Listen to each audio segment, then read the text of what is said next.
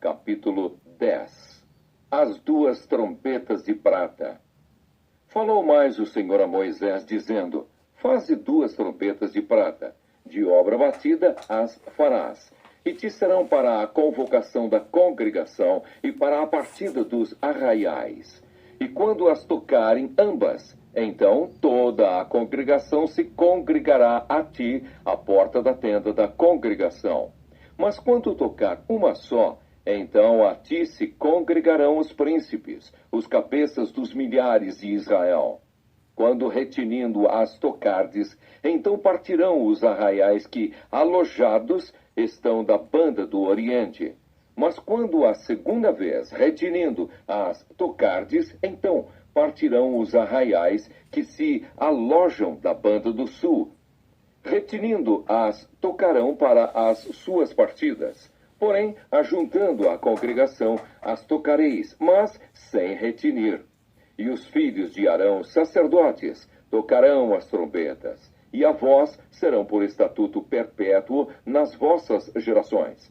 E quando na vossa terra sairdes a pelejar contra o inimigo que vos aperta, também tocareis as trombetas retinindo, e perante o Senhor, vosso Deus, haverá lembrança de vós, e sereis salvos de vossos inimigos. Semelhantemente, no dia da vossa alegria, e nas vossas solenidades, e nos princípios dos vossos meses, também tocareis as trombetas sobre os vossos holocaustos, sobre os vossos sacrifícios pacíficos, e vos serão por lembrança perante vosso Deus. Eu sou o Senhor vosso Deus. Bom, então aqui a gente vê que Deus manda tocar essas trombetas. Essas trombetas, em hebraico, o nome é shofar, né? Talvez você já ouviu falar em shofar, ou já ouviu, né? E viu alguém tocando shofar. Aqui na nossa igreja nós já tivemos um apóstolo que veio tocar o shofar. Eu, particularmente, amo o som do shofar. Bem feito, já deu erro no começo também. 1, 2, 3. Então você vê aí, né? Os chofares, né? Isso aí são imagens de chofar. E foram feitos, então, 2 chofar de prata, feitos para produzirem sons diferentes, para que o povo, então, através desse som, soubesse quando, né, e o que estava acontecendo. E quando os dois estavam sendo tocados juntos. Bom, agora nós vamos ver aqui na sequência os toques, as maneiras que eram feitas para que o povo soubesse o que estava acontecendo. Bom, com um toque longo, quando as duas eram tocadas, era para reunir todo o povo. Quando uma só, né, quando um só chofar, só então os príncipes é que deveriam se reunir. Então, quando eram os 2 chofares, todo o povo, toda a congregação deveria estar ali. Mas quando era somente um chofar que era tocado, então era somente os príncipes que viessem ali. Se você quiser anotar aí no seu caderno, foi feito também um chofar de chifre de carneiro, né, que era chamado de arrebate. E quando este chofar de chifre de carneiro, com um toque longo e alto, ou seja, ateroá, era então para se preparar para a guerra. Quando eles ouviam esse chofar de carneiro, né, de chifre de carneiro, com um toque bem longo e alto, ou ateroá, então era para eles estarem se preparando para a guerra. Eles sabiam que eles precisavam estar preparados. Quando eles ouviam um pequeno e retinido, era a partida do acampamento do Oriente. Eles iam, ou seja, eles iam fazer a mudança era para eles se preparar para mudar. Quando era um pequeno e retinido, era a partida do acampamento também do sul, do ocidente e do norte. Então, quando era, né, um pequeno e retinido, eles sabiam que estavam partindo dali. Os israelitas partem do Sinai. E aconteceu no 2º ano, no 2º mês, aos 20 do mês, que a nuvem se alçou de sobre o tabernáculo da congregação. E os filhos de Israel partiram, segundo as suas jornadas, do deserto do Sinai. E a nuvem parou no deserto de Parã. Assim partiram pela primeira vez, segundo o dito do Senhor pela mão de Moisés. Isso depois de 14 meses e 5 dias após a saída do Egito, né? E aqui algo interessante é que Deus só os ajudaria na guerra quando fosse invocado e mediante o toque de chofar. Se eles fossem sem o toque do chofar, Deus não iria com eles na época, né? E na época esses chofares eram tocados, né, então pelos sacerdotes Eleazar e Itamar, filhos de Arão. Porque primeiramente partiu a bandeira do arraial dos filhos de Judá, segundo os seus exércitos. E sobre o seu exército estava Naasson, filho de Aminadab. E sobre o exército da tribo dos filhos de Issacar, Natanael, filho de Zuar.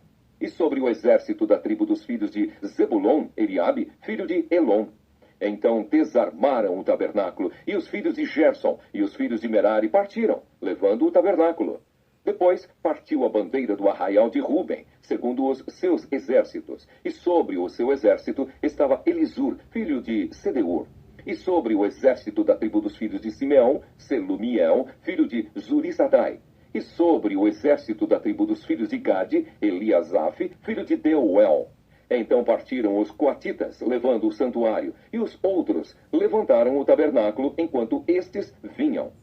Depois partiu a bandeira do arraial dos filhos de Efraim, segundo os seus exércitos. E sobre o seu exército estava Elisama, filho de Amiúde. E sobre o exército da tribo dos filhos de Manassés, Gamaliel, filho de Pedazur. E sobre o exército da tribo dos filhos de Benjamim, Abidã, filho de Gideone.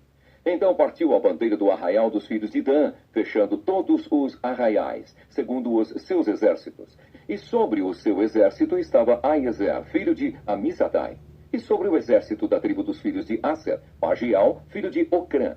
E sobre o exército da tribo dos filhos de Naphtali, Aira, filho de Enã. Estas eram as partidas dos filhos de Israel, segundo os seus exércitos, quando partiam. Moisés roga a Obabe que vá com eles. Bom, então aqui nós vemos Obabe. Quem é Obabe? Obabe é o mesmo que Jetro, ou seja, então era o sogro de Moisés. Apenas eram em linguagens diferentes, né? Como nós vimos também em alguns lugares, palavras que eram diferentes, mas tinham o mesmo significado. Então aqui Obabe era o mesmo que Jetro, né? Só que em outra palavra, em um outro idioma. E aqui está, então, Moisés pedindo para que Obabe, ou seja, Jetro, ou melhor dizendo, o seu sogro, para que fossem com eles. Disse então Moisés a Obabe, filho de Reuel, o midianita, sogro de Moisés: Nós caminhamos para aquele lugar de que o Senhor disse: Vou-lo darei, vai conosco, e te faremos bem, porque o Senhor falou bem sobre Israel. Porém, ele lhe disse: Não irei, antes irei à minha terra e à minha parentela. E ele disse: Ora, não nos deixes, porque tu sabes que nós nos alojamos no deserto. De olhos nos servirás. E será que, vindo tu conosco e sucedendo o bem que o Senhor nos fizer, também nós te faremos bem? Aqui está falando, então, que de óleo, né, ou de olho nos servirá. Isso era algo muito comum até os dias de hoje. Ainda hoje, essa expressão nos servirá de olho é usado, né, pelos beduínos, os que vivem no deserto. O olho seria o olho da caravana, seria então o guia, nós conhecemos como guia, lá eles conhecem como o olho, né? Então até os dias de hoje, né, nós chamamos de guia, o guia para nós aqui, né, o guia da caravana é para eles lá o olho da caravana, que é o mesmo significado. Assim partiram do monte do Senhor caminho de 3 dias. E a arca do concerto do Senhor caminhou diante deles caminho de 3 dias, para lhes buscar lugar de descanso. E a nuvem do Senhor ia sobre eles de dia, quando partiam do arraial. Era, pois, que partindo a arca, Moisés dizia: Levanta-te, Senhor, e dissipados sejam os teus inimigos, e fujam diante de ti os aborrecedores. E pousando ela, dizia: Volta, ó Senhor, para os muitos milhares de Israel.